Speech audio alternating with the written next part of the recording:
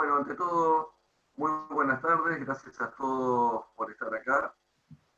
La idea de este Zoom era encontrarnos y generar un espacio de reflexión en torno a las cuestiones que están sucediendo en los contextos económicos, políticos y social en el marco del coronavirus en Argentina.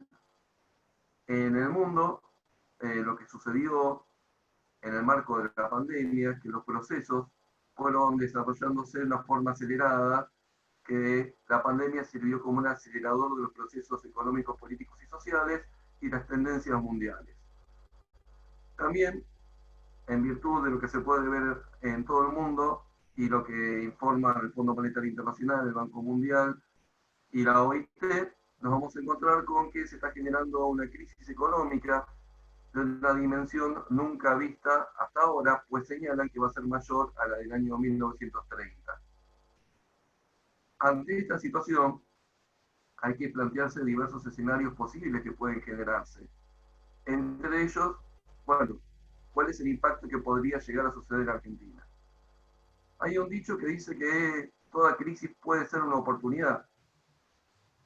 Uno piensa cuando manifiesta esto en la oportunidad en términos positivos, pero lo que nos estamos encontrando aquí es que estos procesos que en el mundo se desarrollaban en un sentido, en Argentina nos encontramos con que la crisis que podía haber sido tomada por el gobierno nacional como una oportunidad para unir a los argentinos y encontrar una legitimidad que en un principio se dio, el gobierno nacional fue tomando una serie de medidas que fueron degradando las instituciones. Tanto es así que hay algunos de los poderes que funcionan en forma no correcta y algunos directamente, como el Poder Judicial, casi no funciona. Nos encontramos entonces ante un problema de funcionamiento de la República. Pero más allá de esto, lo que nos vamos a encontrar es que la Argentina tenía particularidades en la economía, que ya veníamos estancados y habíamos comenzado un proceso de caída en su economía, con algunas cuestiones estructurales que veníamos sosteniendo como crisis fiscal, crisis de la deuda, una de las inflaciones más importantes del mundo. Tengan en cuenta que el año pasado éramos la cuarta inflación más importante del mundo, así que a estas características propias, que ya eran de una crisis, le sumamos una crisis.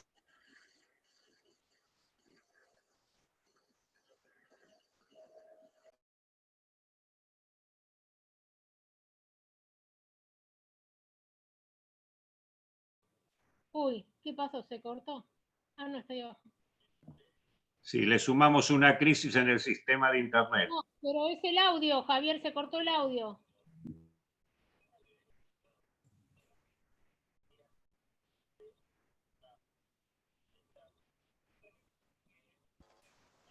Ahí estoy. ¿Escuchan? Ahora sí. Bien. Bueno, acá estoy de vuelta. Estaba mencionando entonces que a este problema mundial, Argentina tenía unas particularidades específicas que hacen que se incremente la dimensión del problema. Ante semejante desafío que tiene el gobierno, en vez de tratar de apoyarse y generar procesos de legitimidad y de ampliar la base de sustentación, nos encontramos con que volvemos a la grieta, volvemos a ya. Lo que quería mencionar era, por ejemplo, la comparecencia del jefe de gabinete, que dejó bastante que desear en estos días, eh, con lo cual deja un escenario bastante preocupante. Tengan en cuenta lo siguiente, que la real dimensión del impacto recién se va a empezar a ver a fin de año o el año que viene. Por ejemplo, sobre el nivel de empleo, sobre el impacto en la industria. Tengan en cuenta que hasta ahora los indicadores muestran que en el Gran Buenos Aires han caído un 60-70% el nivel de actividad. La pobreza y el desempleo va a estar en cifras jamás conocidas en Argentina, y esto puede traer situaciones de pérdida de legitimidad del sistema político. Ante esta situación, también tenemos que entender qué sucede adentro nuestro. Un partido también que no está a la altura, que dejó de funcionar en forma institucional como partido. En el mundo también nos encontramos que hay un marco para esto, porque hay una crisis de los partidos políticos, y entonces en este sentido tenemos que revitalizar nosotros el radicalismo como herramienta. Pero bueno, dejamos estos interrogantes y pasamos después a las preguntas, pero sobre todo la idea de esta charla era reflexionar sobre esto y no quería seguir extendiéndome para poder dejarle a Juan Manuel Quesero, que es un invitado de lujo, compartir con él esta charla. Juan Manuel es alguien al cual admiro mucho, tanto en lo personal como en lo intelectual. Así que es un gusto compartir este Zoom con él y veo también que es un gusto estar con muchos de los amigos con los cuales compartimos muchas formas de actuar y de pensar en política. Así que, Luis, doy paso al siguiente orador.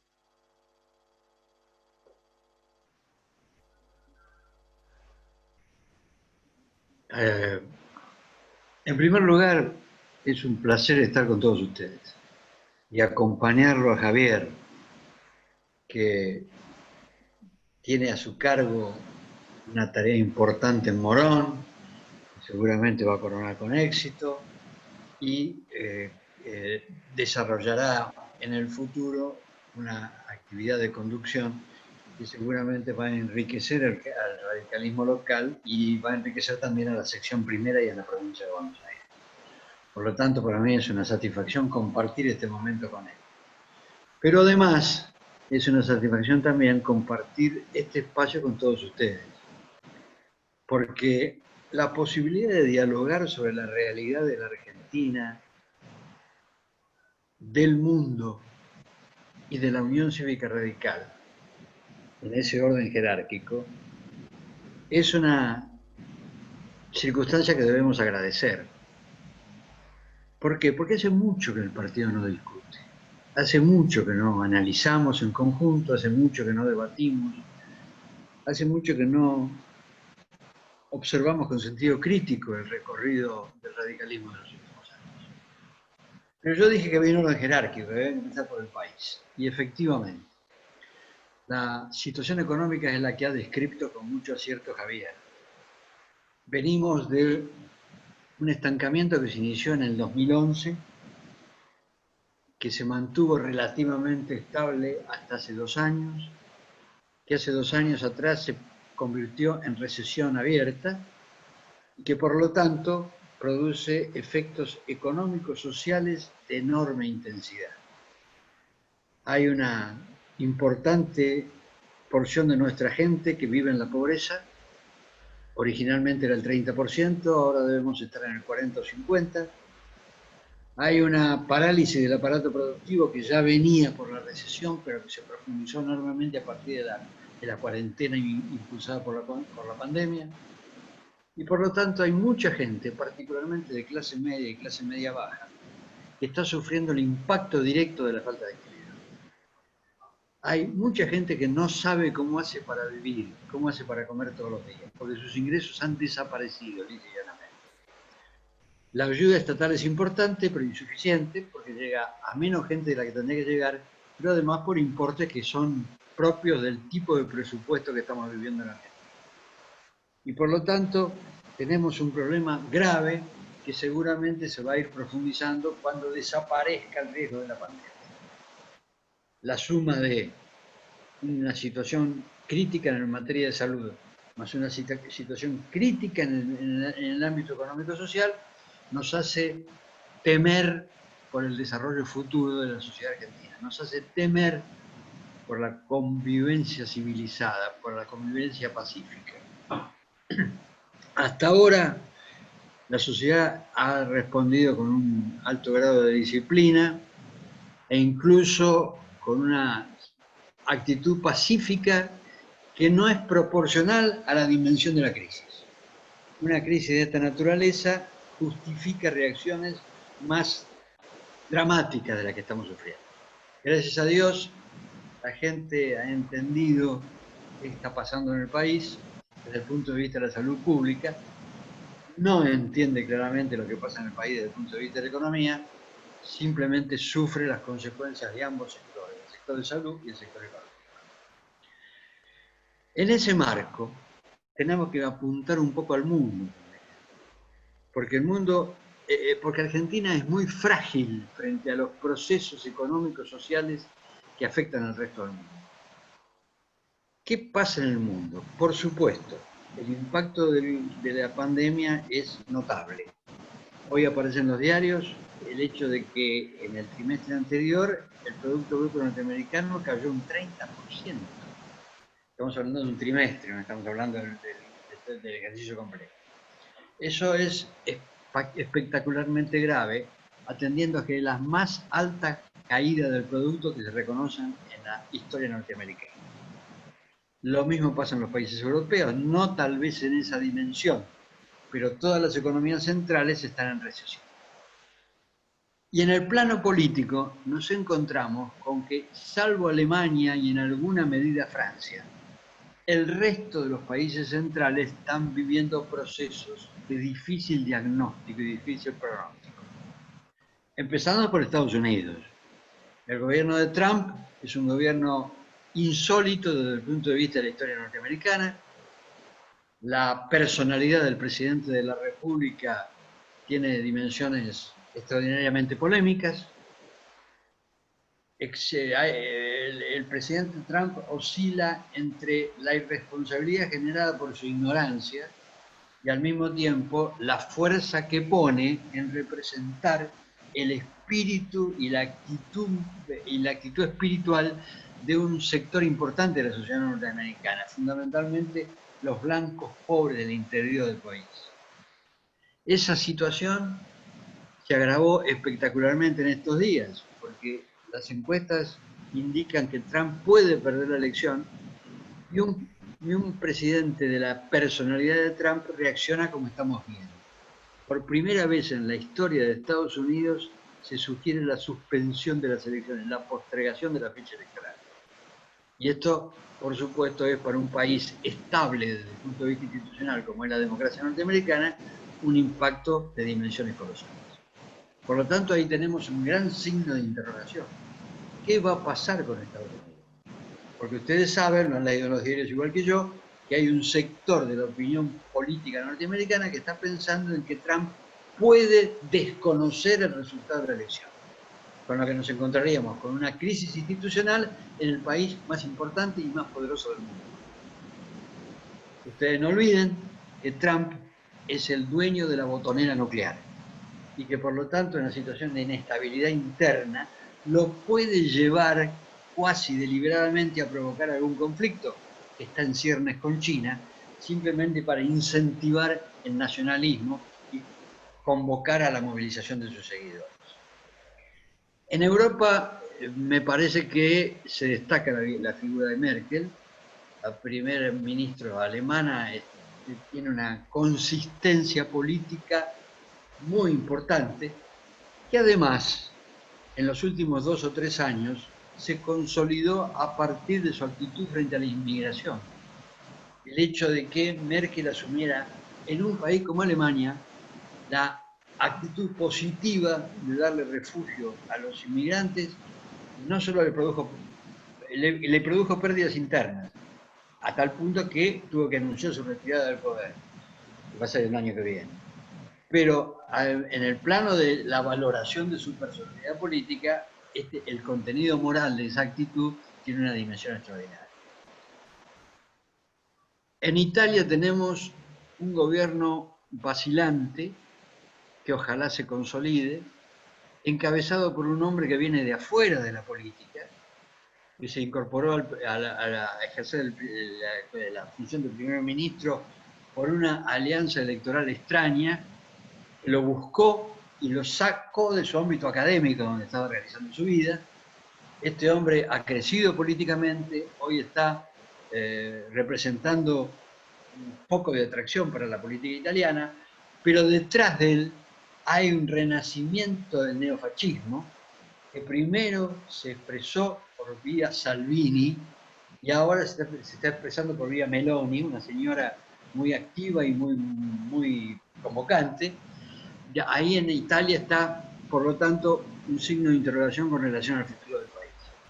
Y si vamos un poco hacia el oriente europeo, nos encontramos con Hungría, con Polonia, con Austria, con presencia fuerte del sector de derecha, que están revelando la crisis del modelo político liberal. En ese panorama económico y político en el mundo, Argentina hoy tiene un gobierno vacilante y débil, que está limitado por su propia interna. Esto surge, me parece a mí, de esta forma de establecer el poder tan particular que existe en Argentina de hoy. El presidente de la República ha sido designado a dedo por quien ejerce el dominio interno del judicialismo.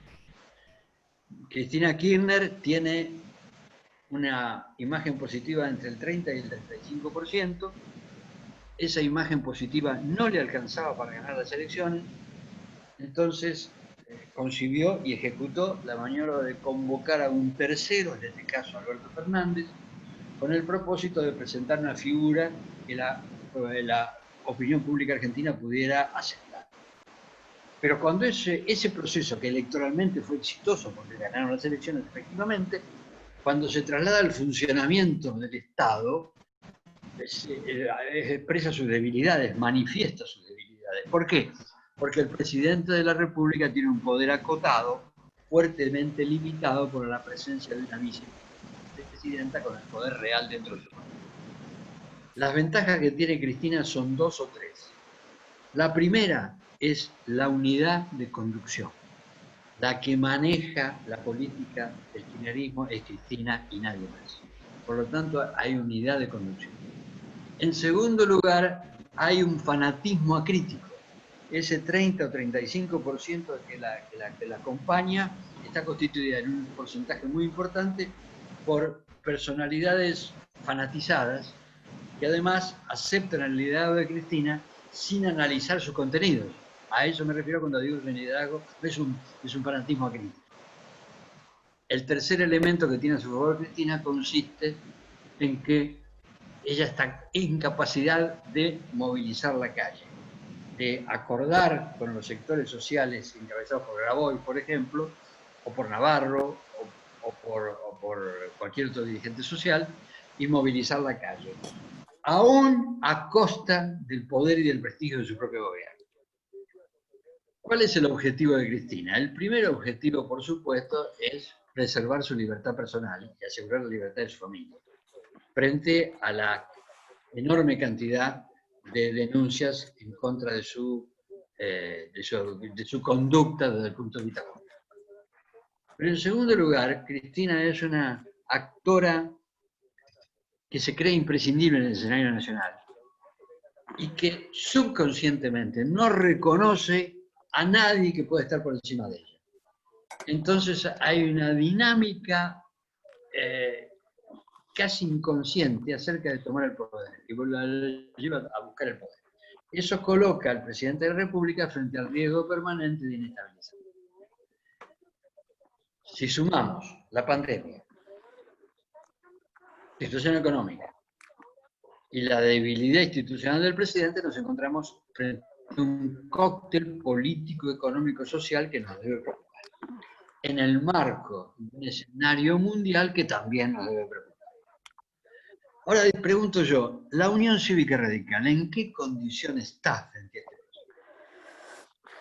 proceso? Porque vamos a hacer un pequeño raconto. El radicalismo participó de 3 episodios históricos. Después mencioné un cuarto que tiene una característica distinta, pero los 3 episodios históricos que quiero mencionar son la Hora del Pueblo, la Asamblea de la Civilidad y la multipartidad. Dice que que Fernández dijo que va a ser. Perdón, ¿me escuchan? ¿Sigo hablando? ¿Me escuchan? Sí, te escuchamos. Bueno, entonces sigo. En esos 3 episodios, la Unión Cívica Radical tomó la iniciativa de convocar a las fuerzas políticas y sociales para programar y afrontar el proceso de salida de 3 gobiernos militares. Y en los 3 casos el resultado fue exitoso. La Argentina encontró el camino para salir de los gobiernos militares. Después es un tema posterior ver con qué éxito se desarrolló la continuidad del proceso. Pero lo cierto es que el radicalismo tuvo la iniciativa, la capacidad política, la claridad de pensamiento y el liderazgo necesario para convocar a la sociedad argentina hasta alcanzar el resultado que buscaba, terminar con el gobierno militar de turno. Hoy el radicalismo está lejos de tener esa capacidad. En primer lugar, ¿por qué ha dejado de dialogar con el pueblo? La conducción radical de los últimos años ha sido a partir del 2015 en adelante, a partir de Gualeguaychú en adelante, la conducción del radicalismo ha sido una conducción silenciosa, que no propuso, que no ayudó a corregir errores, que no tomó iniciativas políticas de ningún tipo y que también se limitó hasta desaparecer cuando se trataba de influir sobre el gobierno de Cambiemos para aportar algunas ideas en materia económico-social que hubieran sido muy necesarias para mejorar la gestión de ese gobierno. Un partido silencioso, un partido que no se relaciona con la gente, un partido que deja de proponer, es un partido que no sirve para nada. Deja de ser un partido político, se convierte en una asociación de amigos, en el mejor de los casos. En el radicalismo hay un grupo importante de dirigentes que ha convertido, desde el punto de vista conceptual, concibe a la Unión Cívica Radical en una de las funciones políticas. La exclusiva función política que adjudica a la Unión Cívica Radical consiste en que actúe como plataforma de candidaturas y promoción de cargos. El radicalismo, además, está en este momento conducido por una conducción de hecho. ¿Por qué digo una conducción de hecho? Porque los organismos colegiados no se reúnen. El presidente del Comité Nacional, Cornejo, llegó a la presidencia del Comité Nacional por vía legal, se reunió el comité y lo eligió, está bien elegido. Pero a partir de ese momento el Comité Nacional no fue convocado nunca más. Cornejo se reúne con la mesa del Comité Nacional una vez cada 15 días, me dicen por ahí. Si efectivamente se producen esas reuniones no tienen estado público. Nadie sabe para qué se reúnen, nadie sabe cuál es el temario y nadie sabe cuáles son las resoluciones. Pero además, Cornejo no es el presidente del partido. Cornejo es el presidente del Comité Nacional, que es un organismo colegiado, integrado por más de 90 integrantes. Por lo tanto, la reunión del plenario del Comité Nacional es la forma orgánica de funcionamiento del partido. El otro cuerpo, el cuerpo estratégico, es la Convención Nacional, y la Convención Nacional se ha reunido 2 o 3 veces en los últimos 3 o 4 años. De manera que acá, desde el punto de vista del funcionamiento partidario, hay una desinstitucionalización, que se agrava con la falta de debate. En la Unión Cívica Radical hace mucho que no hay debate orgánico. Yo dije que algunos dirigentes lo conciben al partido en su función electoral y nada más. Ahora agrego que además esta conducción de hecho que tiene la Unión Cívica Radical es una conducción integrada básicamente por funcionarios públicos. Son gobernadores, legisladores los que conducen el partido. Se ha alterado el orden jerárquico partidario. El orden jerárquico partidario establece que el Comité Nacional conduce cotidianamente, que la Convención Nacional fija la estrategia y que los bloques legislativos son los brazos políticos de acción del Comité Nacional. Por el otro lado, los gobernadores de la Unión Cívica Radical están subordinados a la conducción de un partido nacional. Eso es la teoría, la forma en que la Carta Orgánica dice que el partido debe funcionar. Pero hoy sucede una inversión del orden jerárquico. Los gobernadores en primer lugar y los legisladores nacionales en segundo lugar son los que manejan el partido con la ausencia del Comité Nacional y la muy escasísima presencia de la Convención Nacional. Tenemos un partido que ha dejado de funcionar orgánicamente. Lo peor de todo esto es que las decisiones en materia de candidaturas y las decisiones en materia de cargos partidarios se adoptan sin la presencia del afiliado. Nosotros que somos de la provincia de Buenos Aires sabemos perfectamente que que los legisladores provinciales y nacionales de la Unión Cívica Radical, que hoy están en ejercicio de sus funciones, no fueron elegidos en elecciones internas, sino por acuerdo de superestructura dirigencial. Incluso con la influencia determinante de dirigentes radicales que no son de la provincia de Buenos Aires. Es de pública notoriedad que el doctor Sanz, por ejemplo, tuvo una fuerte influencia en la designación de los candidatos a diputados nacionales de la Unión Cívica Radical en las últimas elecciones. Este funcionamiento distorsiona la realidad partidaria. En primer lugar, el silencio, la falta de mensaje, la falta de propuesta, la falta de contenidos. Por eso yo suelo decir que nosotros en los últimos años estuvimos peleando por conseguir candidaturas sin contenido y cargos sin influencia. Candidaturas sin contenido porque detrás de cada candidato no hay una plataforma. Nosotros nunca tuvimos plataforma a partir del 2015. Es decir, mandamos candidatos que no saben por qué son, para qué son candidatos. Y por el otro lado, en la provincia de Buenos Aires, que es nuestra experiencia inmediata, sabemos que quienes ocuparon cargos públicos tuvieron muy poca influencia en la determinación. El gobierno provincial me refiero.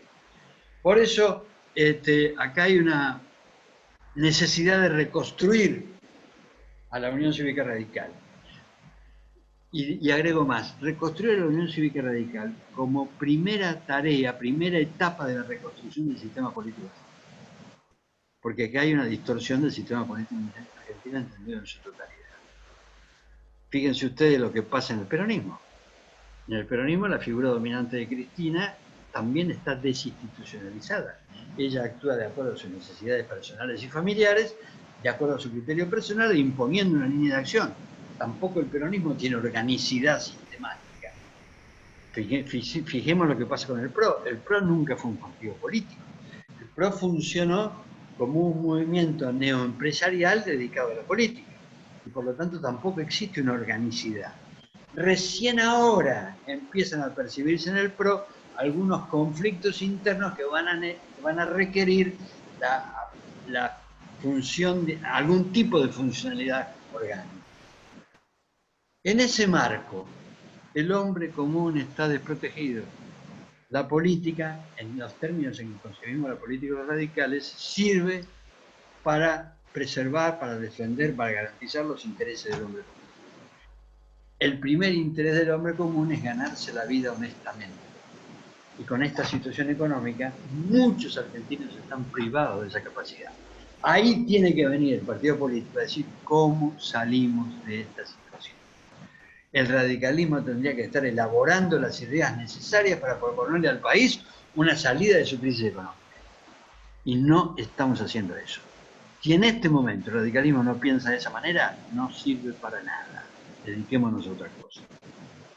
Creo, por otra parte, que la forma en que plantea la agenda el gobierno nacional está fuertemente inficcionada por las prioridades de Cristina, que no son prioridades políticas en términos de la sociedad, sino son prioridades personales y familiares. Por ejemplo, nosotros estamos viviendo una situación de salud realmente grave, igual que todo el mundo, realmente grave, como consecuencia de los antecedentes económicos que ya mencionamos, más el efecto de la cuarentena. Hoy estamos viviendo una situación económica realmente crítica. Por lo tanto, la prioridad es clara. Tenemos que defender la salud de la gente, tenemos que defender la economía de la gente. En el medio de esas dos situaciones extraordinariamente graves, aparece la reforma del sistema judicial. Debo decir, ¿cuál es la prioridad de esta reforma frente a la emergencia de la pandemia y de la economía? No se trata de que haya prioridad, se trata de que Cristina, la angustia de Cristina, impulsa la modificación de la agenda. El gobierno pierde el sentido de la prioridad. La agenda está inficcionada de conveniencias personales. Acá hay que tener mucho cuidado con lo que estamos haciendo. Porque si seguimos así, el desarrollo del proceso económico-social va a generar un alejamiento cada vez más grande de la política. La política en estas condiciones, una política como la que está funcionando hoy, pierde necesariamente representatividad social, porque la gente, consciente o inconscientemente, percibe que no le sirve para nada. Esto requiere, por lo tanto, un replanteo global. Requiere, primero, convocar a quienes... Perdón, voy a empezar de otra manera. Requiere, primero, impulsar una transformación importante, un cambio profundo en la coalición que integramos a partir del 2000. Como ustedes saben, yo soy un adversario, creo que tengo una opinión crítica con relación a esta coalición. En algún momento, no hace mucho, digamos entre octubre y noviembre del año pasado, yo dije que a mi criterio la coalición estaba agotada. Lo dije y lo publiqué en un diario, que la coalición está agotada. ¿Por qué? Porque la coalición nació, yo lo escuché, yo estuve presente en Gualeguaychú, muchos de ustedes habrán estado también, y escuchamos los discursos que nos decían, señores, tenemos que impedir la continuidad del populismo autoritario y corrupto, tenemos que proponer una alternancia en el poder. Y eso se logró en el 2015, el populismo autoritario y corrupto fue desalojado del poder porque partieron las elecciones, y además se produjo obviamente la alternancia. Apareció un nuevo movimiento proponiendo un candidato que ganó. Pero después hubo que gobernar. Y como resultado del gobierno, el populismo autoritario y corrupto hoy está otra vez en el poder también. Desde ese punto de vista, tomando en cuenta el objetivo inicial, la coalición está agotada porque el retorno del populismo autoritario demostró su fracaso en el gobierno. Pero ¿qué pasa? Lo que yo advierto de manera creciente a partir de la asunción de Fernández para adelante consiste en que la figura de Cristina y su impronta política está dominando el escenario. Y ese fenómeno produce una inquietud muy fuerte en sectores sociales que están próximos a nosotros, que en general nos votaron. Entonces nosotros no podemos decirle a la gente, bueno, como estamos en contra de la coalición, nos retiramos de la coalición y a ustedes que nos defiendan Magol. ¿No es cierto? No, tenemos que ser conscientes de que hay una necesidad de la presencia de una oposición importante. Pero con la coalición como vino funcionando desde el 15 hasta el 19, esa oposición no se puede organizar. ¿Qué pasó del 15 al 19? Gobernó el PRO. El primer día, después de la elección, Macri dijo públicamente, van a gobernar los que ganaron. Los que ganamos somos nosotros, los radicales están integrando una coalición electoral, no una coalición de gobierno. Está en los diarios, no hace falta que yo lo recuerde. Esto implica que el radicalismo no participó de las decisiones del gobierno, pero tampoco había una plataforma elaborada en la Convención Radical y acordada con el PRO. Es decir, había una inconsistencia de pensamiento y una inconsistencia de funcionamiento que se fue agravando a lo largo del gobierno por la actitud sumisa de la dirigencia radical. Muchos radicales que pensaron que el radicalismo se limitaba a ser una plataforma de creación de candidatos, además agregaron que como se daban cuenta que los candidatos los elegía el PRO, se callaban la boca para quedar bien con el PRO a ver si les tocaba la candidatura. En ese escenario, si continuamos en ese escenario, el resultado va a ser el mismo del 2019. Vamos a fracasar en este cargo como oposición. Y la gente que está esperando que la defendamos no va a encontrar el marco defensivo que merece. Por lo tanto, si nosotros queremos seguir así, tenemos que transformar la coalición. Y la tenemos que transformar en 4 sentidos, en criterio. En primer lugar, debemos integrarla de otra manera. Debemos incorporar nuevos integrantes. Apunto al socialismo de Santa Fe, por ejemplo, apunto a Margarita Torrices y los amigos que le quedan. En segundo lugar, tenemos que generar una nueva conducción en la coalición. La conducción del PRO no sirvió, no condujo. Ni Peña, ni el propio Macri. En algún momento pareció que el ministro del Interior, Frigerio, iba a alcanzar algún tamaño ahí, pero esto se diluyó y ahora sí Frigerio pertenece a la oposición interna. Crece la figura de Patricia Bullrich, pero la figura de Patricia Bullrich es funcional al cristinismo, porque el cristinismo necesita la brecha para seguir teniendo una adhesión incondicional y acrítica. Y Patricia Bullrich y sus actitudes políticas profundizan la brecha en vez de denunciar la política del cristianismo. Por lo tanto, en esas condiciones no andamos. Tenemos que cambiar, tenemos que integrar la coalición de distinta manera, tenemos que cambiar la conducción de la coalición con una presencia radical, dinámica y activa. En tercer lugar, tenemos que establecer un método de toma de decisiones. Nunca existió, nunca se pactó en la coalición una forma de toma de decisiones colegiada. Y en cuarto lugar, tenemos que iniciar la propuesta de políticas públicas que sirvan para salir de la recesión, políticas públicas que sirvan para volver a crecer, políticas públicas que sirvan para distribuir el ingreso de forma adecuada. No nos olvidemos que hay un sector importante del peronismo, especialmente en el Gran Buenos Aires, que piensa que la pobreza le sirve y que por lo tanto no quieren cambiar nada. La pobreza es interpretada como voto cautivo para la elección general y para el desarrollo de los conflictos internos. Lo que está pasando estos días con algunas ocupaciones es una demostración clara de esa concepción. Y por lo tanto, si nosotros no tenemos propuestas de política de cambio en el campo económico y social y política de distribución justa del ingreso, vamos a terminar prisioneros de la patota de dominio político del peronismo urbano.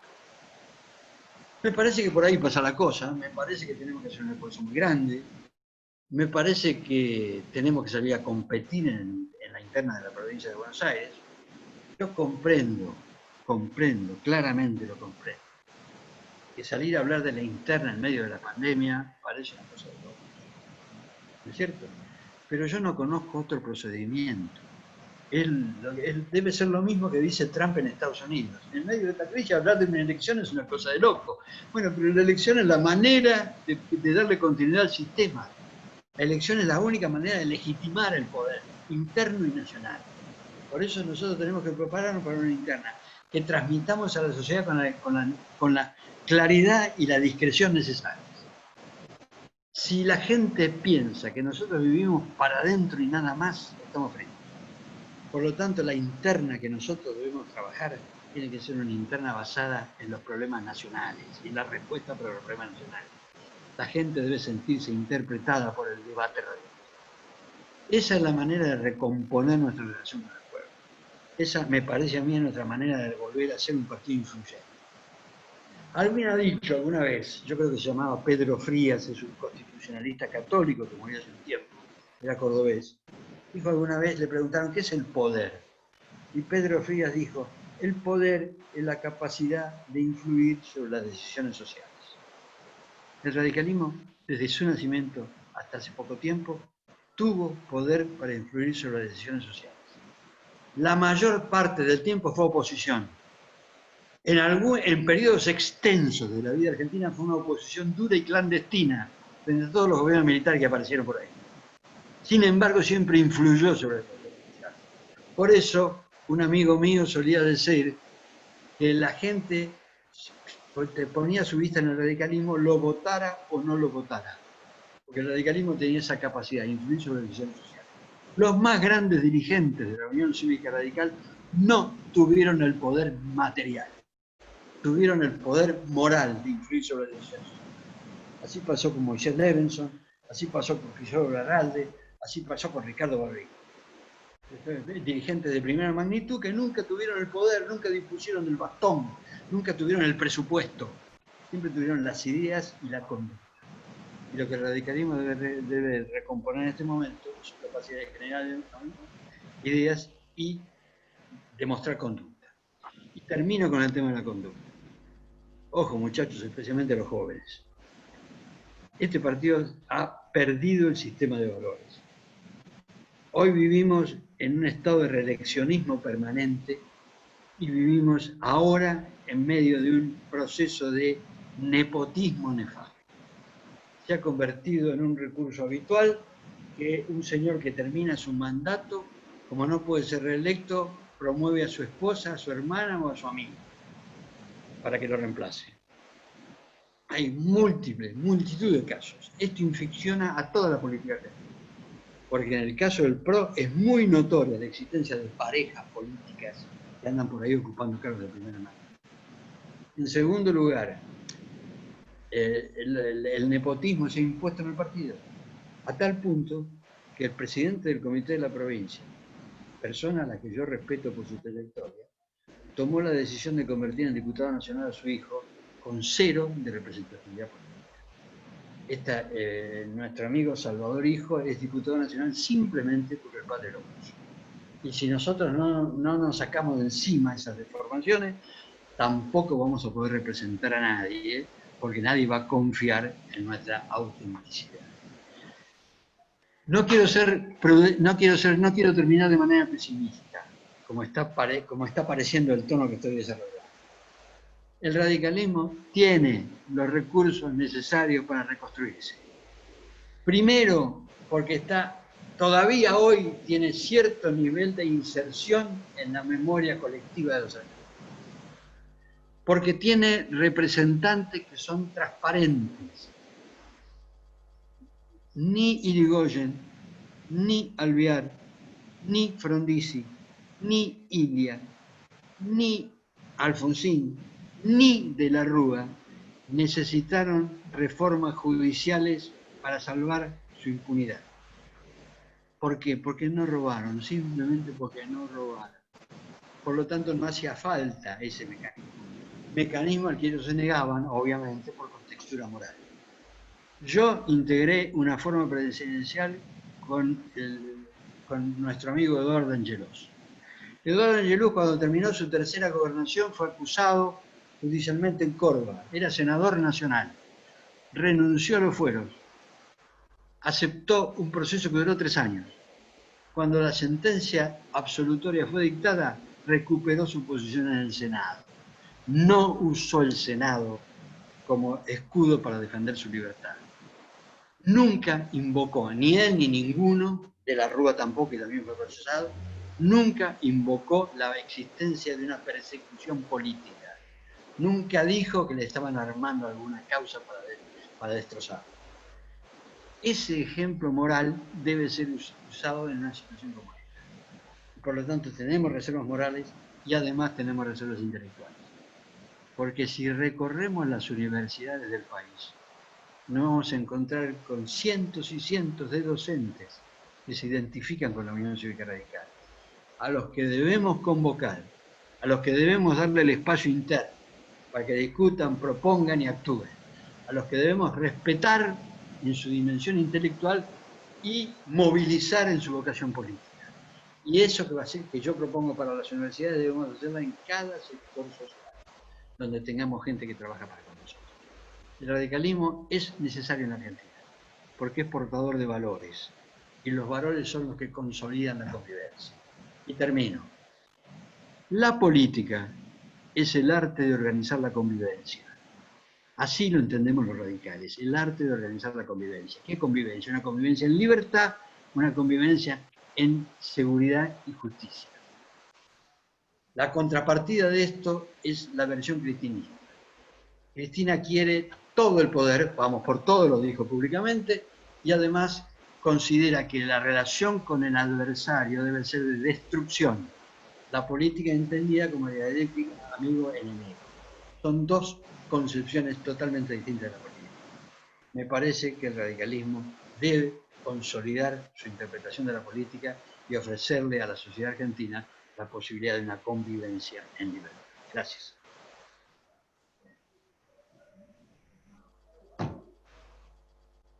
Gracias, doctor Casella. Muchísimas gracias,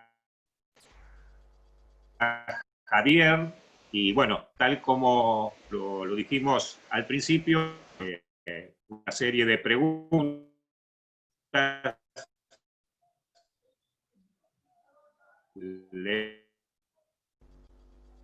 Se pierde tu voz, Luis. La mano, quiero hacer una pregunta. Eugenio.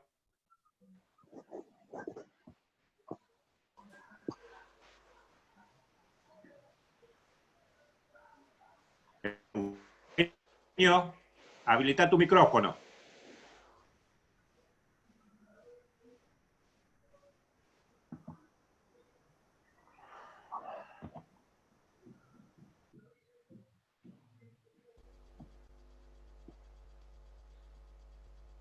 de Pablo Pinto. Pablo Pinto, Eugenio, Pablo Pinto. ¿estás?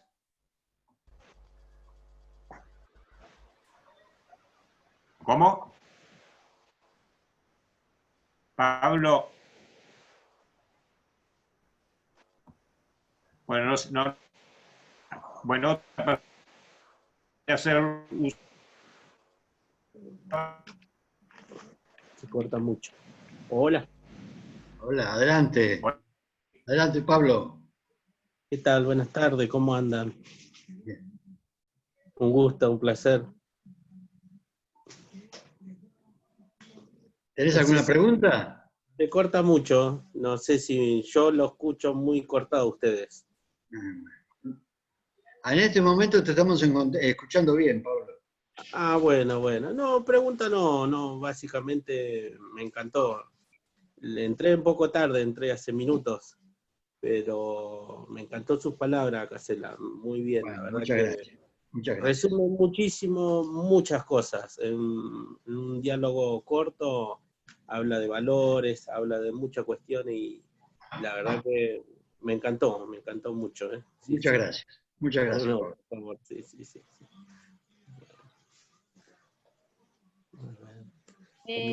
Bueno, hay otra pregunta. Aprovecho que Luis no está y le hago de moderadora. Hugo Legramanti levantó la mano y tiene el audio desconectado, así que por ahí puede hacer la pregunta ahora, Hugo. Bueno, gracias. Buenas tardes a todos y agradecerle mucho a Javier esta invitación porque realmente nos permite ingresar en un ámbito que nos ayuda a pensar todos los días, ¿no es cierto?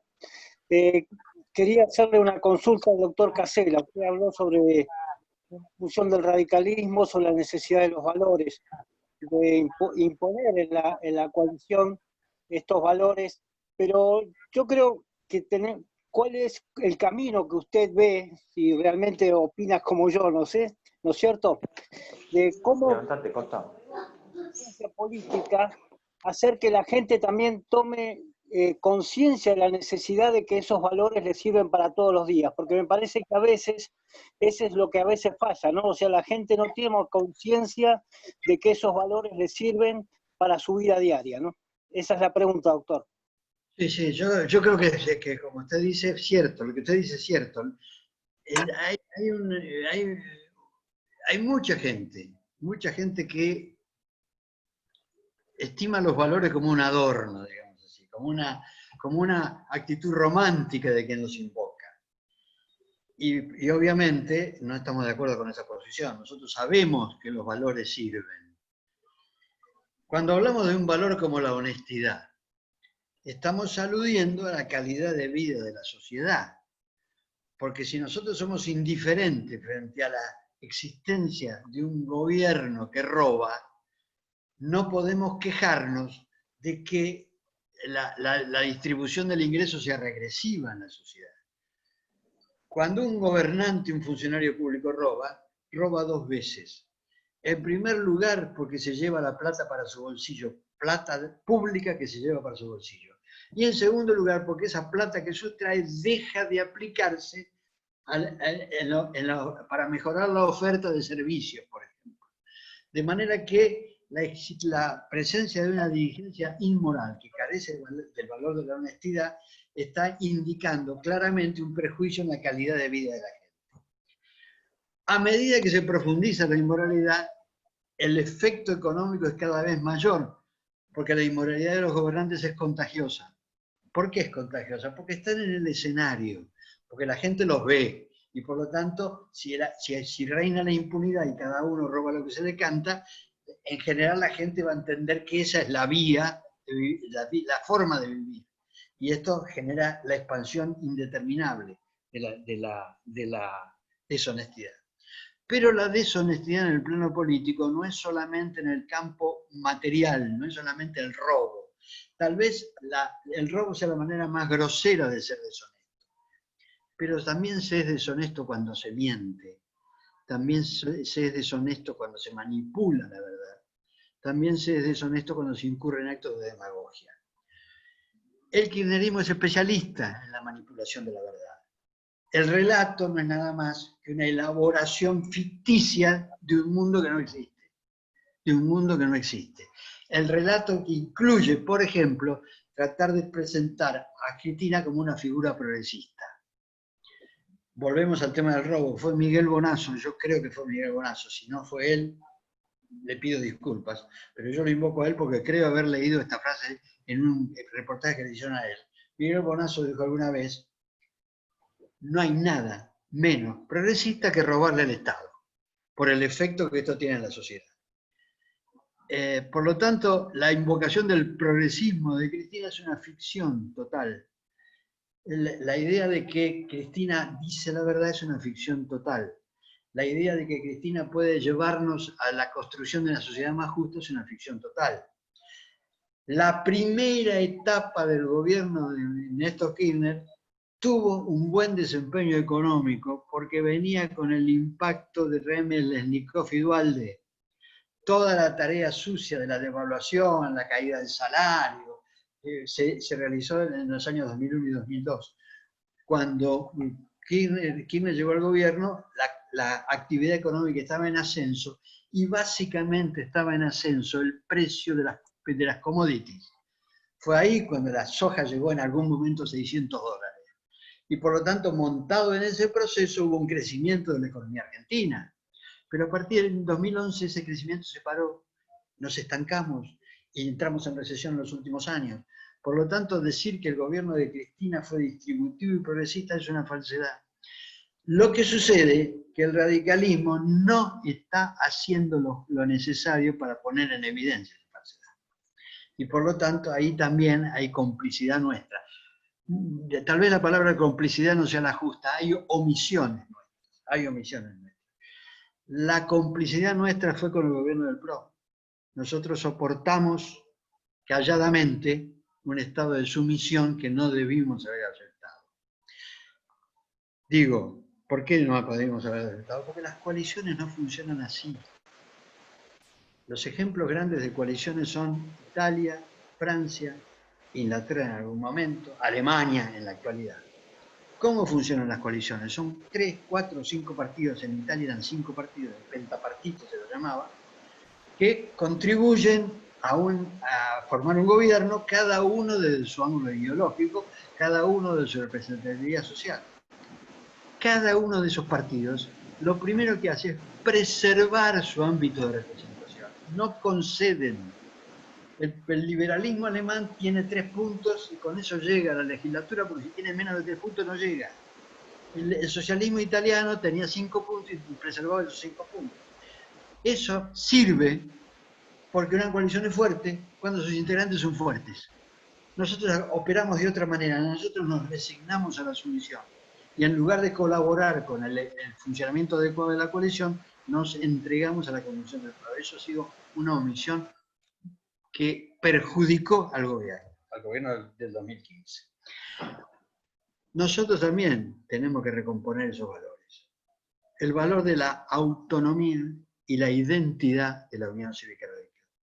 La identidad es un valor. La identidad es un valor. El respeto por la identidad es una condición básica de un partido político. Porque eso es lo que le da representatividad social. Un partido político tiene representatividad social cuando el país percibe que le sirve para algo. Y cuando ve en ese partido político una definición, un perfil que permite distinguirlo. Nosotros hemos dejado borronear ese perfil. Hemos perdido identidad, hemos declinado valores. Por lo tanto, me parece que la reconstrucción del sistema de valores es esencial. ¿Cómo hacemos para transmitirlo? Porque la pregunta es esa, ¿cómo hacemos para transmitirlo? ¿Cómo hacemos para lograr que la gente se dé cuenta que los valores le sirven? Y lo tenemos que hacer con conducta, nada más que con conducta. Es el comportamiento el que demuestra la existencia de los valores. Es el comportamiento el que demuestra la utilidad para los demás de los valores. Por ejemplo, si somos solidarios, vamos a ser útiles. Si tenemos una política social solidaria, vamos a ser útiles. Si tenemos una percepción del crecimiento económico bien distribuido como factor de igualación en la sociedad, vamos a ser útiles. Esa es la actitud que tenemos que asumir. Tenemos que identificarnos con un principio y actuar, es decir, desarrollar nuestra conducta exponiendo la utilidad de ese principio. Por ahí pasa la cosa. Muchas gracias. Rosario, suplirme en el momento que se me cortó la señal. Y la verdad, la palabra. Te digo una cosa, Luis, la prefiero Roxana. Luis, lo prefiero Roxana. ¿Qué querés que te diga? Disculpame, hermano, pero qué sé yo. Sí, no, está bien. Bueno, pero el problema es que está el control de la botonera soy yo, así que decido yo.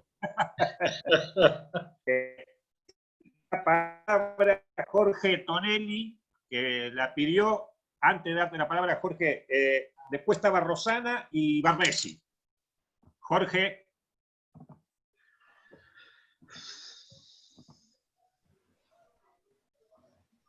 Jorge, habilitate el micrófono.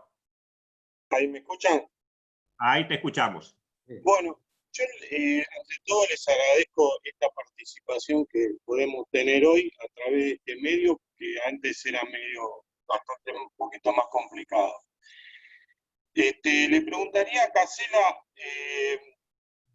la sociedad sabe de los valores que tiene el radicalismo a través de 100 años y la historia habla de la lucha por la libertad y la igualdad que tuvo el partido durante estos más de 100 años de vida. Ahora, a partir del proyecto del año 83, se puso un modelo que, a mi entender, por el propio radicalismo quedó muchas veces postergado, que es un proyecto que supera a lo que fue el conservadorismo y supera al populismo que después gobernó. Para mí, el populismo y el conservadorismo son complementarios. Para que exista uno, tiene que existir el otro. Es como en la Guerra Fría ocurría con los soviéticos y los norteamericanos. Es decir, son complementarios entre sí y necesitan del enemigo para que exista el otro. Entonces digo, no es la mejor estrategia que nosotros planteemos a la sociedad el proyecto de Alfonsín, que quedó trunco, que igualaba en todos los ámbitos, en el ámbito económico, en lo que era llegar a tener un país donde se logre la igualdad en todo el territorio. ¿No es mejor proponerle a la sociedad el modelo nuestro que estar en una especulación política de lo que pueden opinar los demás? Y de una vez por todas entendamos y creamos en lo que nosotros tenemos, que nuestro modelo es superador a lo que fue el conservadorismo y a lo que es el populismo, y que está probado que se van reciclando y ninguno de los dos le da respuesta y solución a la sociedad argentina, ni al Estado, ni a las instituciones. O sea, no sería más conveniente que estrategia hacia la sociedad con un proyecto de 20 puntos, exponerle nuestro modelo, que es el que nos dejó Alfonsín. Esa es la pregunta que le quería hacer a Casela. Sí, yo no tengo ninguna duda que esa es la línea. Alfonsín tuvo un mérito extraordinario, que fue, y que debemos revalorizarlo permanentemente. Ese mérito extraordinario fue terminar con el ciclo de intervención militar en la política. El ciclo se inicia en el 30, con la propuesta corporativa de Uriburu y los fascistas, de los neofascistas de aquella época, pero continúa a lo largo de los años. Al principio eran intervenciones de las Fuerzas Armadas en política. Después fue a partir de Onganía fue lisa y llanamente la intención de militarizar la sociedad. Y terminamos como terminamos, en la tragedia. Alfonsín tuvo la visión y el coraje necesario para llevarnos a salir de esa situación. Yo que trabajé siempre al lado de Alfonsín, porque por una situación accidental, mi padre era legislador provincial junto con Alfonsín en el año 60, y a mí me lo presentó en el comité de partido de Avellaneda en unas convenciones que se hicieron ahí. Me llamó y me dijo, te voy a presentar a un muchacho que anda bien, y me lo presentó Alfonsín. Eso fue a comienzos del año 61. Mi padre, inmediatamente se produjo la caída de Frondizi, mi padre murió en octubre del 62, y yo empecé a hacer política en ese momento, siempre al lado de Alfonsín. Por lo tanto, lo conozco bien. El mejor Alfonsín fue el Alfonsín del 76 al 83, donde generó la personalidad de defensa de los derechos humanos que después consagró con el juicio de la justicia. Ese valor extraordinario de interrumpir el ciclo de intervenciones militares argentinas, por eso se lo llama el padre de la democracia, no tuvo contrapartida en el campo económico concreto, sí tuvo contrapartida en el campo económico teórico. ¿Por qué? Porque en el discurso del Parque Norte, Alfonsín planteó el tema de la ética de la solidaridad, es decir, planteó la justicia distributiva como eje de su visión estratégica. Lo que pasa es que no pudo ejecutarlo. ¿Por qué? Porque la situación internacional los desfavoreció enormemente, porque el precio de la materia prima estaba en el mínimo histórico, porque no tuvo recursos, porque no pudo financiar, porque no lo asistieron desde el punto de vista de crediticio. Es decir, la economía no funcionó bien con Alfonsín y terminó en una hiperinflación. Esto de ninguna manera implica que el modelo que proponía Alfonsín fuera inadecuado. El radicalismo, después de Alfonsín, fue derivando progresivamente a una actitud pragmática con relación al poder, olvidando los contenidos. Y ahí aparece desvaneciéndose la propuesta económico-social de Alfonsín. Eso de libertad para todos y justicia para todos. Porque la justicia social es la contrapartida de la libertad. Un pensador importante del radicalismo dijo alguna vez que el radicalismo tenía que asegurar la garantía social de la libertad. La garantía social de la libertad es la distribución del ingreso. Cuando el ingreso está bien distribuido, la libertad no corre riesgo. Cuando la gente sabe que está dentro del sistema económico, que tiene trabajo, que puede desarrollar su vida con normalidad, que tiene servicios públicos, que tiene vivienda, que tiene educación, que tiene salud, eso hace que la libertad esté absolutamente garantizada. Cuando la gente vive mal, cuando vive en situación de pobreza, cuando carece de servicios básicos, entonces ahí aparece la posibilidad de la demagogia, la posibilidad del populismo que vos mencionás, aparece la posibilidad de que pone en riesgo la libertad, el sistema político. Por eso yo estoy de acuerdo. El radicalismo debe retomar esa agenda. Debemos trabajar los conceptos. Larralde, dirigente de mi pueblo al que yo también conocí, tiene una pieza extraordinaria que pocos radicales conocen. Es el discurso en conmemoración del 1 de mayo, que él emitió por radio el 1 de mayo de 1961, poco tiempo después. En ese discurso, él tiene una frase cuyo contenido debemos profundizar. Cuando él habla de la igualdad, recuerda un episodio que vivieron Carlos Pellegrini y un dirigente norteamericano, Gomper, que era el fundador de la Central Norteamericana de Trabajo.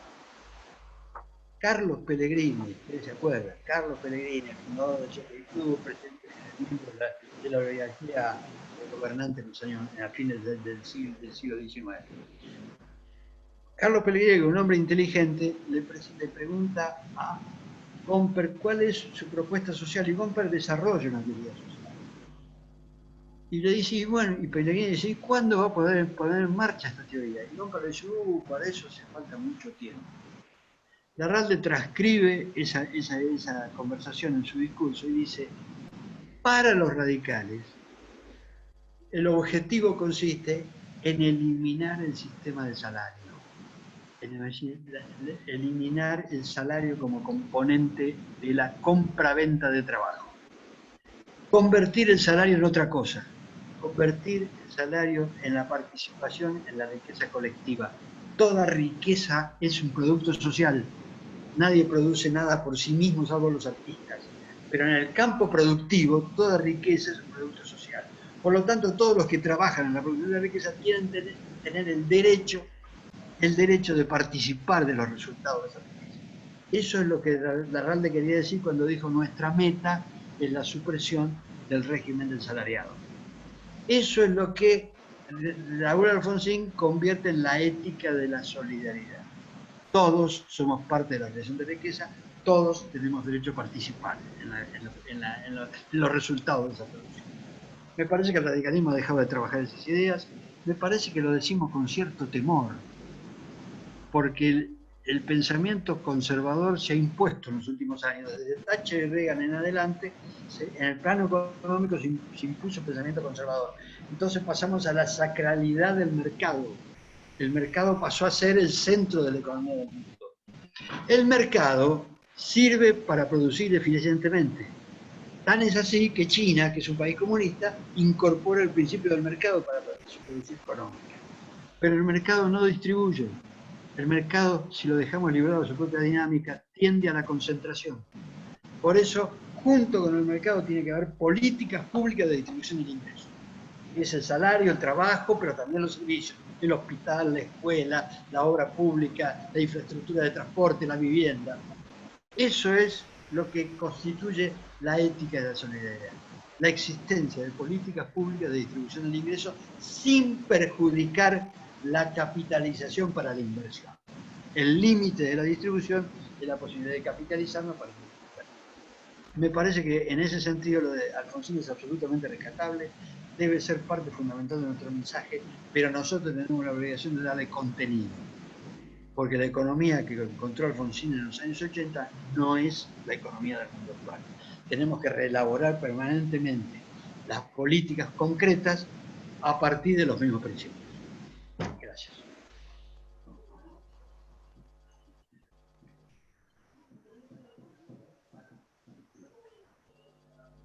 ¿Me escuchan?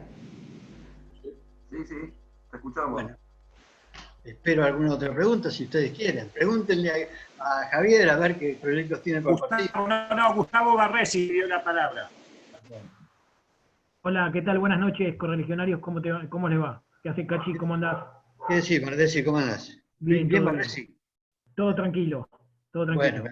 Bueno, bueno, hemos sufrido durante estos 4 años, lamentablemente, la negligencia de nuestra dirigencia partidaria y nos hemos sentido muy huérfanos en muchas de las cosas que estuviste mencionando, Cachi, y la verdad que fue extraordinario un poco el recorrido que nos has hecho hacer, retratando un poco nuestra historia y también hablando un poco de la actualidad. Yo te quiero traer en este proceso que vamos a vivir dentro de muy pocas semanas, que es el proceso interno. ¿Cómo ves el armado opositor a la oficialidad, digamos, y de cara a este proceso electoral, ¿no? Y qué denominadores común ves en los diferentes actores que supuestamente estamos nucleados dentro de este armado opositor para enfrentar a estos últimos 4 años de salvadorismo en la provincia de Buenos Aires. Así que gracias. Pregunta interesante y difícil de contestar. Yo, ¿sabés lo que pienso? Lo primero que pienso es lo siguiente. Un dirigente político, yo soy un dirigente político, cuando habla con sus correligionarios tiene que decir la verdad, con el costo que sea. ¿Para qué sirve esta introducción? Para decir lo siguiente. La coalición que nosotros nos integrando para dentro del partido. Ustedes saben que nosotros estamos en una propuesta que incluye a Federico Strain, me incluye a mí, lo incluye a Gustavo Pose y lo incluye a Evolución, que es expresada públicamente por Martín Lutó. Eso es cierto, ¿no es cierto? Eso más o menos. Esa coalición es una coalición inestable, a mi criterio. ¿Por qué? Porque tiene que consolidarse a partir de una visión común. Y en este momento existen, no digo intereses contradictorios, sino intereses distintos. Gustavo Pose aspira a ser presidente del comité de la provincia y me parece, él nunca me lo dijo, pero me parece que aspira a ser candidato a gobernador en el año 2023. Me parece que Pose puede ser candidato a gobernador porque es obvio el intendente de un distrito importante como San Isidro, que te realiza una gestión tan exitosa que le permite la reelección prácticamente permanente, es un hombre que naturalmente se proyecta para la gobernación de la provincia, está claro. Por lo tanto, no tengo nada que decirle en términos de legitimidad de su persona. Pero digo, José mucho por ahí. Martín Lustó es una de las muy pocas apariciones importantes que la política argentina ofrece en los últimos años. Es un hombre joven, bien formado y carismático. Tiene mucha penetración en los sectores juveniles, cosa que pocos políticos argentinos tienen. La única política argentina que arrastra jóvenes es Cristina, y los arrastra para mal, no para bien. Entonces, ahí tenemos, a Lustó tenemos que cuidarlo. Tenemos que cuidarlo porque es una propuesta política importante. ¿Cuál es el objetivo de Lustó? Bueno, si Lustó lo vemos como un dirigente de la capital federal tiene el objetivo de ocupar el gobierno de la ciudad de Buenos Aires. A mí me parece que para Lustó eso queda chico. Yo sinceramente me parece que si sigue para ese lado, atrasa su carrera, no sé si está claro. Pero ¿qué pasa? ¿Cuál es la duda que tengo con Lustó? La duda que tengo es su compromiso real con la Unión Cívica Radical. Porque no tiene una trayectoria radical. Tiene una trayectoria, ¿no es cierto? Me parece bien cuando lo escucho definirse como un socialdemócrata, cuando lo veo adoptar una actitud política de pertenencia. Pero todavía tengo la duda, digo, ¿hasta dónde llega eso? Ahí. Y además, su objetivo no es el mismo objetivo de Pose, perdón. Son compatibles en algún momento, pero no son los mismos. Después estamos Freddy y yo. ¿Qué representamos Freddy y yo? El viejo radicalismo. Más yo que Freddy, porque yo soy más viejo que Freddy. Pero ahí en esa no aspiramos a ninguna candidatura, no queremos ser gobernador, ni nada, ni presidente, ni un pito. Simplemente aspiramos a que el radicalismo recupere su vigencia política. Y ese es el aporte positivo que nosotros podemos hacer. Por eso encuentro una síntesis. La síntesis la elaboró Freddy. Dice, Pose representa la gestión exitosa, Lustó representa la renovación, y Casella y Storani, mejor dicho, Storani y Casella, discúlpenme el orden, Storani y Casella representan la Unión Cívica Radical. Si logramos que eso funcione así, sirve. Si no logramos que los objetivos individuales se subordinen a lo colectivo, aunque ganemos las elecciones vamos a fracasar. No sé si está claro. Yo creo que hay que ir a las elecciones, creo que hay que ir cualquiera sea el resultado. ¿Por qué? Porque uno de los objetivos que pasan para la reconstrucción del radicalismo consiste en devolverle al afiliado su capacidad de participar. Hace mucho que el afiliado no participa. Nosotros sabemos que las elecciones radicales son medio un cuento en algunos sectores, que bla, que pique, que acomodan los resultados, que la afiliación, que los cartones, que la ficha. Pero en el fondo hay un concepto de soberanía del afiliado. Ahí está. Y este concepto de soberanía del afiliado no apareció en los últimos años, cosa que es una clara tendencia regresiva en el radicalismo, porque el modelo democrático que proponemos a la sociedad debe ser el mismo que proponemos para el partido. Si nosotros hacemos que el afiliado no vote, es como si dijéramos que a los argentinos no voten, al presidente de la República lo ponemos nosotros, lo resolvemos en el café de la esquina a 4 dirigentes y lo ponemos, ¿no es cierto? Y eso no puede ser. ¿Está claro, Barresi? Gracias. Roxana. Y después Sadas. Hola. Bueno, primero, antes de hacer la pregunta, quiero decir que coincido 100%, que por más que nos tilden de internistas, siempre es la forma más democrática, más llana y más clara de definir quiénes son los candidatos. Así que concuerdo 100% con que si tenemos alguna diferencia con el oficialismo, la forma de plantearlo es a través de una elección interna. Nada más y nada menos. Quería hacerle una pregunta a Javier con respecto al tema. Estábamos hablando de la cuestión de los valores y de la corrupción, y como él fue funcionario en el municipio de Morón, en el gobierno de Juntos por el Cambio, bueno, quería pedirle una reflexión con este cambio que tuvieron desde fines del 19 al otra vez volver con los que estaban antes del gobierno, con el mismo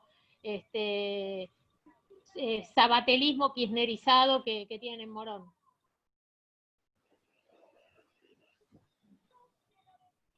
Bueno, gracias por la pregunta. Nos encontramos en una situación, en Morón hay una situación particular, que una cuestión es el discurso y otra cuestión es una realidad. Si ustedes ingresan al portal del municipio van a encontrar que algunas de las herramientas que se utilizaban de transparencia no se están cumpliendo.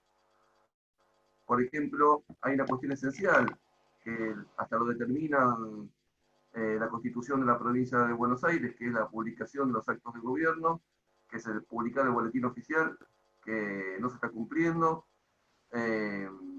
Luego de reclamos, se pudo hacer que se continúe con la publicación de la planilla de personal, que esto distingue al municipio de Morón de otros municipios, porque son pocos los municipios en el país que transparentan su planilla de personal. Así que bien, nos encontramos, Roxana, ante una cuestión que es que lamentablemente estamos bajando en los niveles de estándares de transparencia. Igualmente, esto ya lo habíamos planteado en la charla que hubo en Ituzaingó, las realidades en Ituzaingó con Morón son dos mundos distintos, porque Morón, más allá de los vaivenes que puede haber en las políticas de transparencia de los distintos municipios, distintas gestiones, perdón, nos encontramos con que hay una gran diferencia entre un municipio vecino y otro. Por ejemplo, aprovechando que está Gustavo también, que es de Matanza, o gente acá que es de Merlo también, Morón se distingue con respecto a Ituzaingó, Matanza y Hurlingham, porque tiene políticas que se desarrollan en el tiempo. Por ejemplo, este año ya van 20 años de la existencia de una oficina que se ocupa de estos temas, más allá de que cambie de nombre y de más allá de que depende de qué gobierno circunstancialmente le dé más atribuciones o no. O sea, hay un cierto lineamiento. Así que eso marca, mal que bien, un cierto camino. Muchas veces el camino no es lineal, pero lo importante es que se mantenga. Así que bueno, esperemos que en Ituzaingó alguna vez, cuando pueda haber un cambio de gobierno, porque el intendente es el mismo desde que se creó el municipio hasta ahora, y que existan también políticas de transparencia en Ituzaingó. Obviamente uno espera en Morón que el nivel se retome al nivel que estábamos nosotros y que mejore todavía más. Y otra cuestión que noto que va a existir un problema dialéctico es que el sabaterismo quiere mantener una bandera de transparencia, pero para mí ese discurso es incompatible con su vínculo con el kirchnerismo. Entonces creo que ahí hay un conflicto dialéctico. No sé si respondí la pregunta. Cernadas había pedido la palabra y vamos a hacer dos preguntas más después de hacerlo y ya voy cerrando porque tenemos... Sí, buenas noches a todos. Gracias, Casella, por el baño de radicalismo que siempre me das. Pero me queda una pregunta cuando hablaste y comentaste de la salida de las dictaduras, que siempre fue el radicalismo el que sacó al país de la dictadura. Y a principios de este año, en uno de los últimos encuentros que tuvimos, recuerdo que decías que dentro, en un gobierno peronista sin dinero, o sea, sin fondos, íbamos camino a una dictadura con una presunción bastante, digamos, con una presunción cierta. Ahora, viendo el estado de la provincia de Buenos Aires, te pregunto cuál es tu visión respecto a ese mismo comentario. Si vamos camino a una dictadura con las consecuencias de la pandemia y sus efectos, o si vamos camino, sobre todo en la provincia de Buenos Aires, a un estado de anarquía. Porque veo estas discusiones, estos problemas entre intendentes, entre rebeliones fiscales, rebeliones inclusive de salud, porque hay gente que no se quiere hacer el test. Entonces hay un estado como, para mí, visto de lejos, como si fuera de una anarquía. Entonces te quería preguntar cuál era tu visión. ¿Seguimos hacia una dictadura o estamos yendo hacia un estado de anarquía? Bueno, efectivamente, Fernández, en una de las últimas reuniones que tuvimos, en un almuerzo que extraño tanto, yo dije que corríamos ese riesgo. ¿Por qué? Porque el peronismo ejerce gobiernos populistas. Los populismos tienen dos o tres características, tienen un montón de características que los define como tal, pero hay dos o tres que me parece que debemos mencionar para esta respuesta. Una es el cortoplacismo. El populismo siempre es cortoplacista, muy difícilmente piensa en el mediano o largo plazo. ¿El mediano o largo plazo qué significa? Significa que un político puede poner las semillas sabiendo que no va a ver el árbol. Pero él no lo va a ver, pero sabe que el árbol va a crecer, aunque él no esté. Eso es el largo plazo. El desarrollo de lo potencial al acto, diría el ¿no es cierto? El populismo no piensa en esos términos. El populismo piensa hoy. ¿Cómo hago hoy? ¿Cómo salgo hoy? La utilización de los recursos públicos tiene ese efecto, el efecto de la inmediatez, porque requiere la adhesión incondicional. Y los recursos son necesarios para lograr la adhesión. La adhesión incondicional de los sectores a los cuales se dirige el interés. Por lo tanto, una necesidad que tiene el populismo permanentemente es tener dinero. Los populistas más exitosos son los que tienen dinero. Cuando el populismo gobierna sin dinero, tiende a volverse autoritario, porque reemplaza el dinero por la fuerza. Entonces utiliza las movilizaciones populares, utiliza los recursos del Estado para imponer formas de gobierno autoritario. En el fondo, en todo populismo hay una dosis importante de autoritarismo. El populismo también se define por la existencia de un liderazgo unificado que tiende a interpretar la voluntad del pueblo.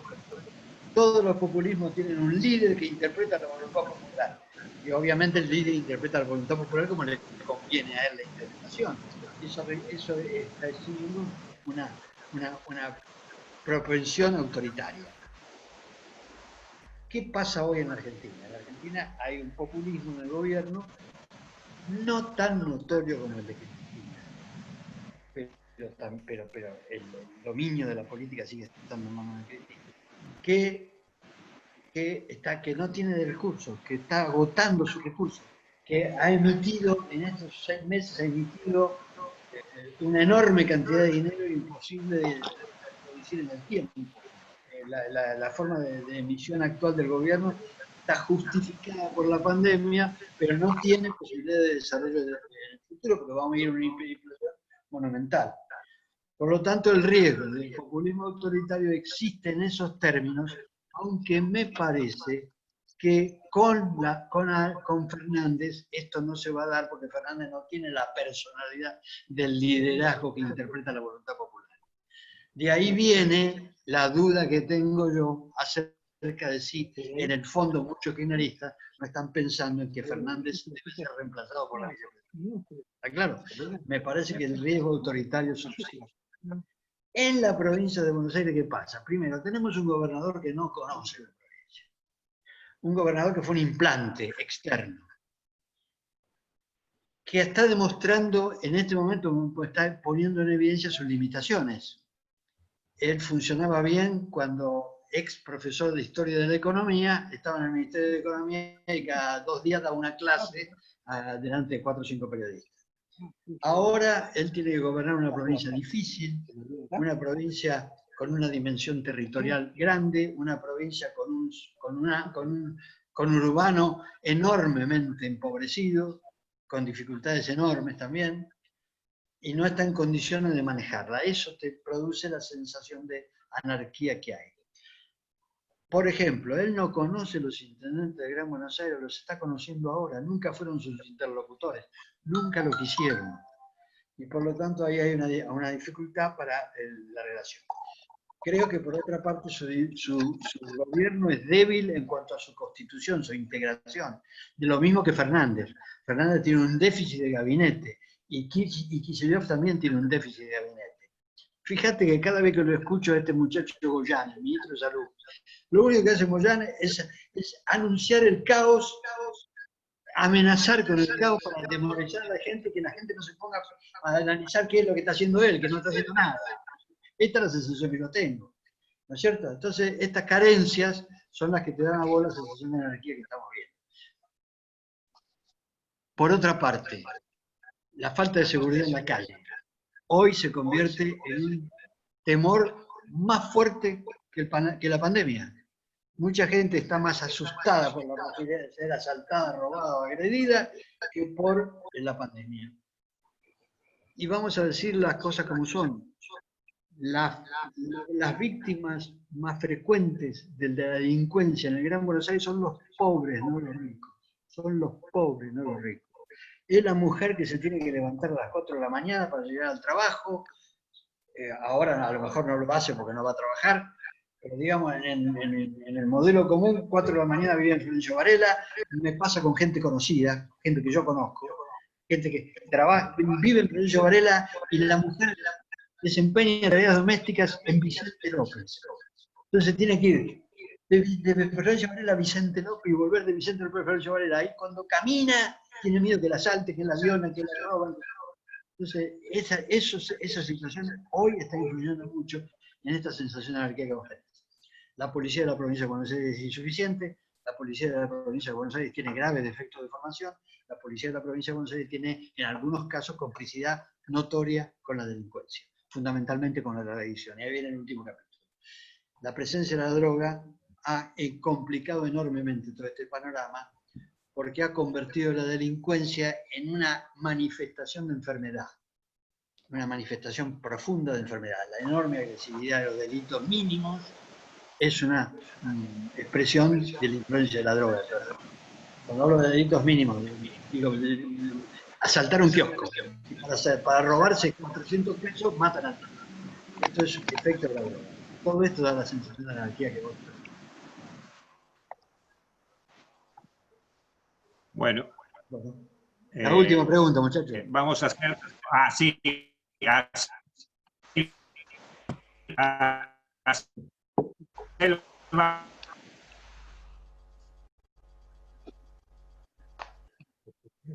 Bueno, me parece que me está nombrando a mí, Luis. Se quedó congelado.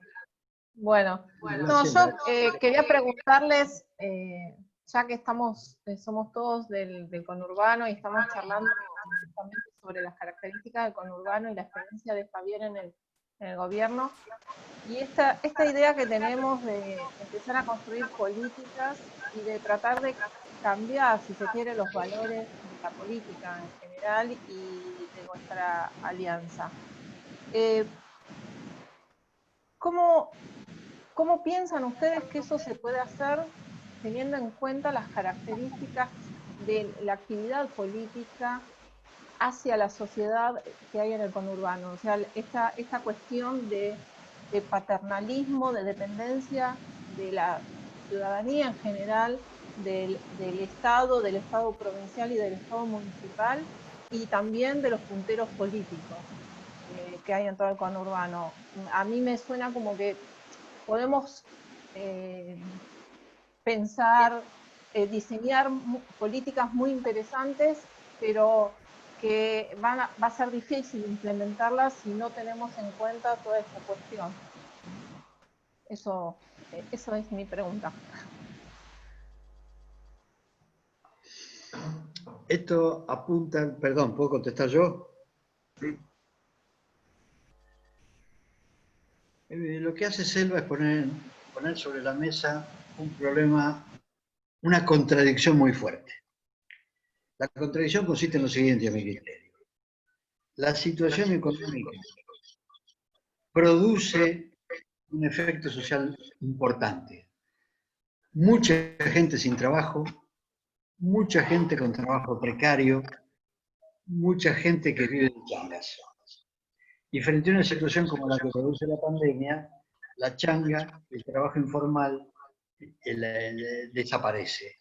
Por lo tanto, hay mucha gente que queda absolutamente desprotegida. A eso debemos agregar el pequeño comerciante, el kiosquero, el bolichero, que tampoco pueden ganarse la vida porque no pueden trabajar.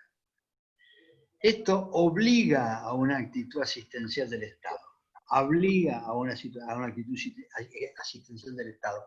Sucede en todos los países que viven estos procesos. Hoy estaba leyendo, como hago habitualmente, un diario uruguayo, y el diario uruguayo aludía a una oferta que está haciendo el Ejecutivo Oriental en el sentido de decirle a cada empresario que incorpora a un trabajador que le va a pagar a esa empresa 5.000 pesos mensuales para cofinanciar el salario del trabajador. Hay asistencialismo también ahí. Pero ¿qué pasa? El riesgo que nosotros corremos consiste en que el asistencialismo, que es explotado políticamente, se convierta en estructural y genere un sector social que vive del Estado y no quiere trabajar. El problema se plantea en esos términos. Hay lo que se denomina genéricamente haber perdido la actitud laboral, haber perdido la vocación por el trabajo. Y eso es grave porque altera la realidad social del país. Esto explotado por los punteros políticos genera un riesgo muy alto desde el punto de vista que denuncia Valdés. Ahora bien, ¿cómo se enfrenta esa situación? Yo creo que hay una solución, no una solución, hay un principio de solución que consiste en impulsar el crecimiento económico para generar fuentes de trabajo que remuneren mejor que el Estado. Hay gente que va a encontrar, va a optar por esa solución. Me parece que la posibilidad de conseguir trabajo bien remunerado en campo es una propuesta que en el largo plazo puede modificar esta situación. Pero reconozco que es muy difícil de solucionar el tema y me parece que es imposible solucionarlo en el corto plazo. La respuesta es insuficiente. Bueno. Pero ¿qué vamos a hacer? La que tenemos. Es imposible casi. Bueno, Javier, no sé. ¿O está Luis o no? Sí, acá estoy. Ah, bueno. Sí. Como plantea Juan Manuel, el tema que planteabas vos es un tema muy complejo porque marca varias cuestiones. Por un lado, una cuestión estructural que teníamos previamente, que es por el funcionamiento del Estado y qué herramientas tiene el Estado para llegar verdaderamente a todo el tejido social. Evidentemente, en el Gran Buenos Aires, el Estado llega en forma adecuada a todos los vecinos. Por eso necesita de la figura del puntero para poder llegar. Desde el punto de vista del paternalismo, nos encontramos lo que plantea Juan Manuel, una cuestión que se va generando con el tiempo en forma estructural. En el mundo se entiende que hacen falta medidas de contención social en el marco de la pandemia. El tema es que en Argentina esto se venía desarrollando y se fue tornando en forma estructural. El tema es cómo se sale de esto o si esto se transforma en una forma, un vínculo político difícil de romper. El tema que planteaba Juan Manuel es la forma de romper esto con crecimiento, pero tengan en cuenta que Argentina viene teniendo una caída en sus niveles de economía. El país no es que va creciendo, sino que va declinando. Aumentamos la población y disminuimos la producción. Y no solamente esto, sino que hay sectores que dejaron de ser competitivos. Con lo cual, no es un tema, sino hay una complejidad de relaciones que se van enmarcando acá. Da para un tratado más que para una charla. Así que la pregunta era muy, muy compleja y es muy, muy difícil de contestar y de resolver.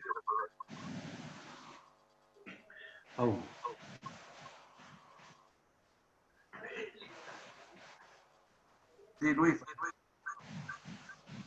Estás sin audio, Luis. Luis, estás muteado. Bueno, ya creo que hemos cumplido con creces las expectativas que había generado esta reunión, así que la vamos a ir dando por finalizada. Yo quería que me permitan un segundito nada más, porque vi que en la reunión está la hija de un dirigente del radicalismo de Morón, de la provincia de Buenos Aires, que representó con creces todos los valores del radicalismo. Me refiero a Luisa DiCaprio, dirigente al que tuve el honor de conocer cuando ingresé a la militancia partidaria en Morón, dirigente con el que fui su vicepresidente en el comité de Morón y dirigente al que recuerdo todos los días por sus consejos y por sus palabras siempre atinadas. Así que quería señalar esto porque me trajo muchos recuerdos de su padre. Gracias. Así que bueno, gracias a todos y damos por finalizada esta reunión. Que tengan buenas noches. Chao, muchachos. Buenas noches a todos. Hasta luego. Muchas gracias a todos. Chao, buenas noches, gracias.